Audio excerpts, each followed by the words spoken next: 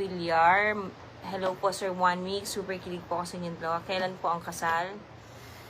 Hindi ko po alam. Hindi pa po siya nagpo-propose.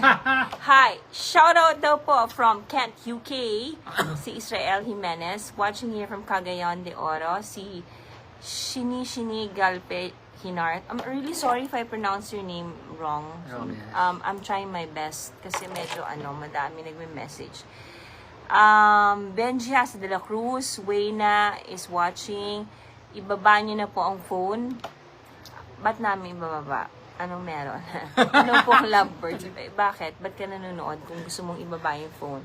Hi, Ran Silverio. Good evening, one ko. Wow, kayo din pala. Good luck. Totoo ang tinadhana. Oo. Tinadhana mo ba tayo? Gusto mo yung ibaba niyo yung phone. Sige, bago namin ibaba, ikaw muna magbaba. Sabay tayo. Charot. Watching from CDO. AJ Bangabs 50. Hi po, Aiko, 1me, God bless po. From Nancy Verjayan. Anyways, we'd like to announce that finally, yung short story na ginawa po namin, na pinroduce namin pareho, at ang drone director namin, na none other than Mr. 1 Mig Bondok, marami po kaming drone shot na abangan po, is showing on April 2. And our third teaser ba? Tama o second? Third teaser. Our third teaser or trailer will be up on March 29 po. Panuorin niyo po kasi doon niyo na makikita po kung sino po yung surprise lead star po namin. Sila yung mga lead stars actually sa movie na yun.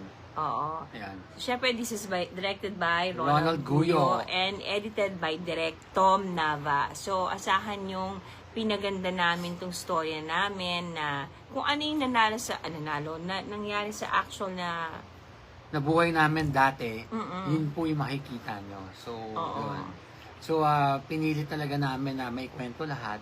So, sana ma-appreciate nyo po yung darating na movie. And dahil talagang pinaghirapan po namin talaga sa abot ng aming makakaya. Yeah, and you know what? One thing I appreciate with the making of our short film, yung collaborative ideas talaga. Lahat kami nagbibigay nung kasi si 1me kasi fantastic memory. So he'd always say the team na hindi ganito yung ginawa natin noon, ganito yung I wrote the script and then I also wrote the theme song. Abangan niyo po yung theme song kasi special guest din yung kakanta. I think special guest ba? Yung lead star ang kakanta. Hindi ka nga, yung lead star nga yung kakanta. Hindi po ako yung kakanta, pero yung makikita nyo sa teaser reveal namin, ang kakanta ng theme song po namin, which I wrote, which is entitled Kapag Humupa ng Ingay. A lot of people are asking why is the title Kapag Humupa ng Ingay. Ikaw mag-explain. Kasi diba, before kasi, puro tayo pride nun, di ba? And kaya hindi matuloy-tuloy yung relationship natin kasi pareho tayo nasa maingay na mundo nun dati. Correct. So, yun, kumbaga ang daming gumugulo sa isip natin. Kaya ngayon, humupa ng ingay, kaya mas luminaw yung isip natin, mas mature tayo. Kaya natuloy na rin yung relasyon natin sa wakas.